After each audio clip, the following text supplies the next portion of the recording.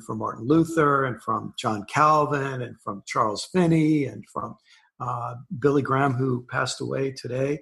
God rest his soul. But all of my reading of the Bible was so tightly controlled, Yep. And anyway, it's. I know it's so hard for many people to imagine that their way of reading the Bible is not the only way. And in fact, once you look at the alternatives, it's not even a very sensible way.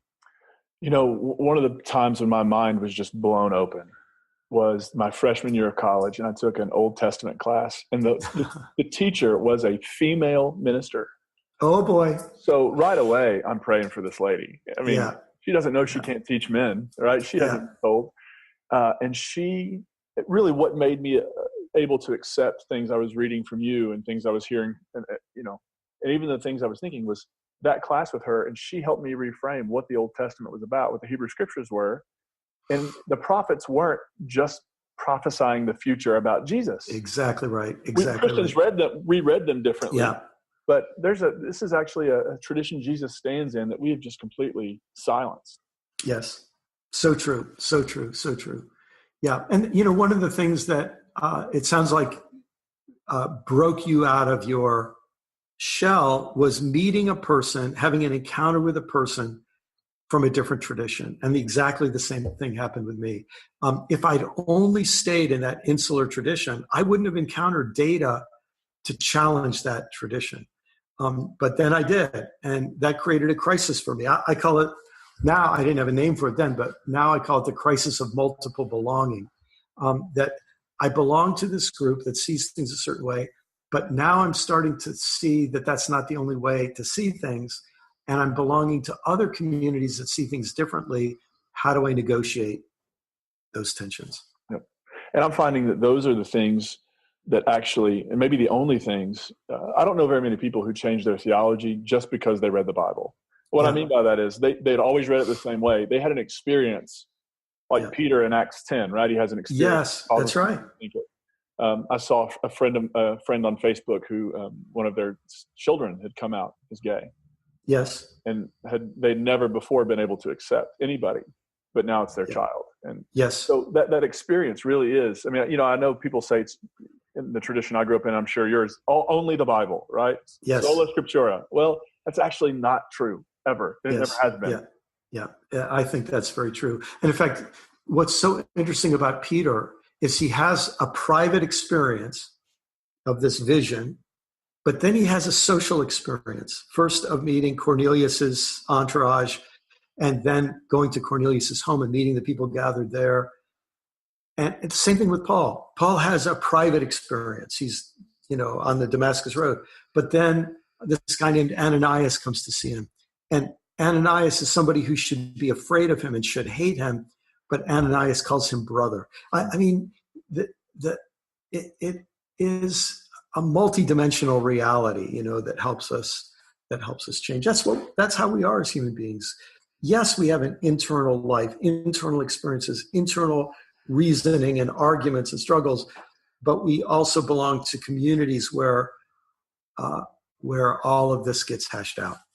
Yeah, and we've been noticing this. We're going through the Gospel of Mark right now, up through Easter. And one of the things I noticed a couple weeks ago, we were looking at the story of Legion. Yes. The unclean spirit, which is the actual word in the text. And I love the translation we were using, but it had changed unclean to evil. Yes. And I thought that's an interesting move, because I think the story is about, just like with Peter, and just like it's about restoring somebody to the community who's been, right. I mean, the idea is we'll get rid of the Romans by killing them. And Jesus is saying, and by excluding people, Jesus is saying it's actually the alternative. It's by including the other that you actually overcome. Boy, what a powerful insight. And then to say, it's not that this person was so bad. It's that he was being controlled by evil spirits, right? The victim. And then we look at people and say, look, the spirits, and of course, I don't mean this literally, right? But I do mean it really, that a spirit of racism has taken over a huge part of our country. A spirit of xenophobia has taken over a certain part of our country. A spirit of white supremacy is ruling huge parts of our country. And I think there's a certain kind of depression that takes over people and makes them vulnerable to drug addiction, right? And it's not that they're bad people who go out and take drugs. They never would have taken drugs if they hadn't been laid off their job. And they never would have been laid off their job if a corporation hadn't decided to ship that factory overseas. And that corporation wouldn't have decided to ship that factory overseas if there hadn't been a political movement that said that don't care about your neighbors, just care about corporate profits, right? So suddenly you realize, oh, these invisible things are all at work. And that guy who's using opioids, it's not that he's such a bad person. He is being victimized by all of these other spirits, the spirit of greed, the spirit of envy, all these other things that might not even affect him directly as an individual. They're affecting other people who affect him.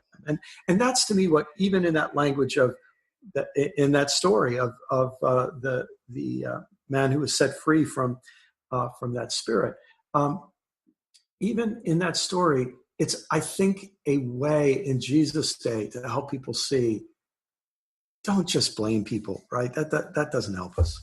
Yeah, and the idea that we can exclude our way. Yes, we can create a real pure community of people where we're all the quote unquote good people. Yes, and Jesus is actually undoing that notion that they actually should be brought in, not sent out. Exactly right. Yeah, exactly right. Yeah. You mentioned the Bible, and I love the Bible too. It's part of my heritage. It's part of what was ingrained in me, is to know the Bible, love the Bible. Obviously, I read it differently now. And there's a tragic irony. We looked at some of last Sunday's part of the teaching. We looked at the Sodom and Gomorrah story. And just this idea that it's become a story. It's a story about hospitality and the projecting hospitality. And we've turned it in so that really we've made it a way to exclude another group of people. Exactly right. It seems to be the only thing, if you're religiously bored, like you just start looking for people to kick out. Yes, there's a lot of truth to that. But then you look at the larger pictures of what's going on, and you realize that, since 1492, when Columbus sailed the ocean blue, and 1452, when Pope Nicholas V told Columbus what to do, right, or told the kings of Europe what to do, that we've been part of a political and economic project called colonialism. And colonialism is all about creating a pure us who has divine rights and an unclean them that is damned and cursed by God. If they're damned and cursed by God, we can steal their lands, we can plunder their resources, we can make them slaves, we can push them into ghettos, we can commit genocide. And that's been our history for 500 stinking years, right? And that's one of the reasons why. And here's the irony. I think if you look at the Bible as a whole and really engage it, not in a fundamentalist way, not in a literalist way, but in a literary way, looking for the deeper meaning of the text, you realize that the Bible is actually critiquing that kind of exclusion, as in that story in Mark. But boy, we Christians, and it's not just Christians, it's white Christians, have used the text in that destructive way.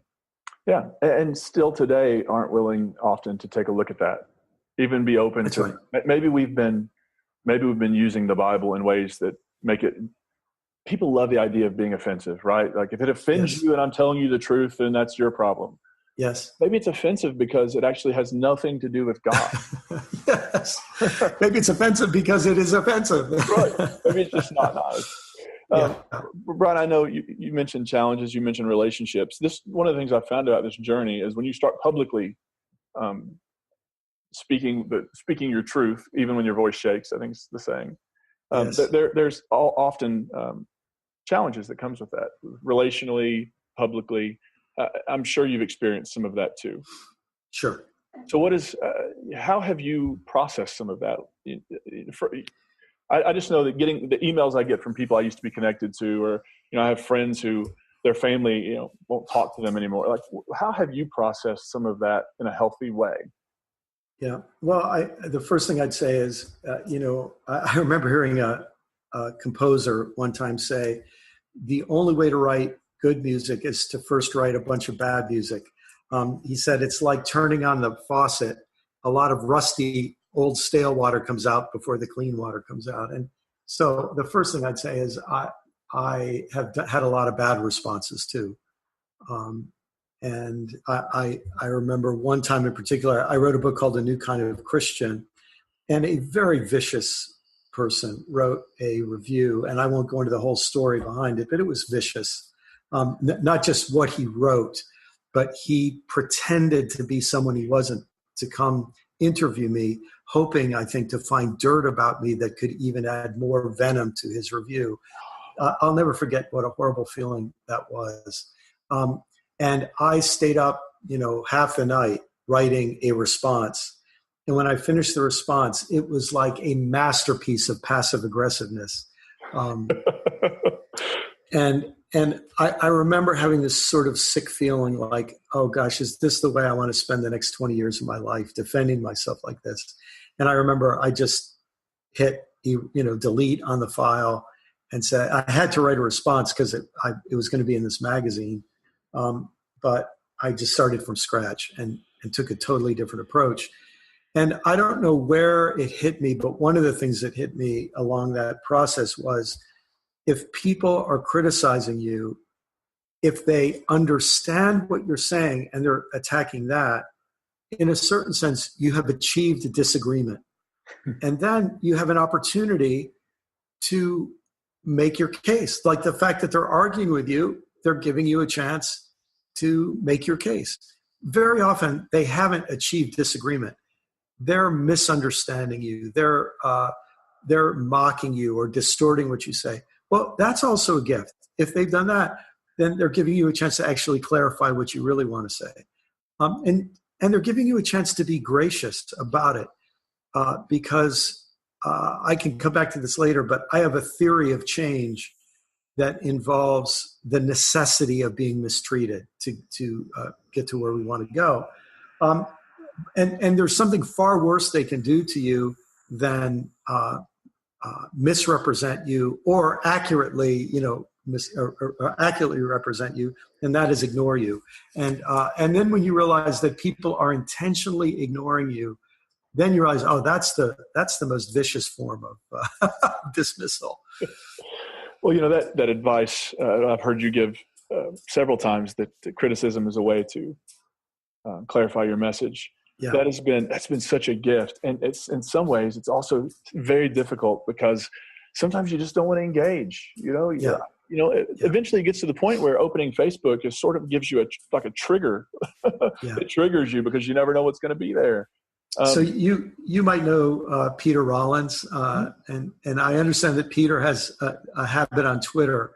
When somebody attacks him, he doesn't get into an argument because, as you say, a lot of times it's just not worth it. He just sends them a puppy photograph.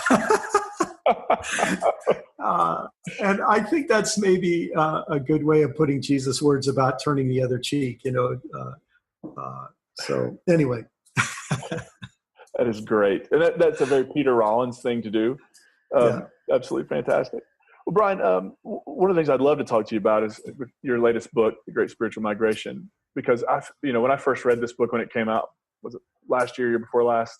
Yeah. When I first read this book, I thought, oh my goodness, this is one of the most important books that's going to come out in perhaps this century, at least in the beginning of it, right? I mean, you deal with some stuff in this book about movement, about what it means to be a person of faith and movement. Can you talk a bit about where this inspiration came from? Sure. Well,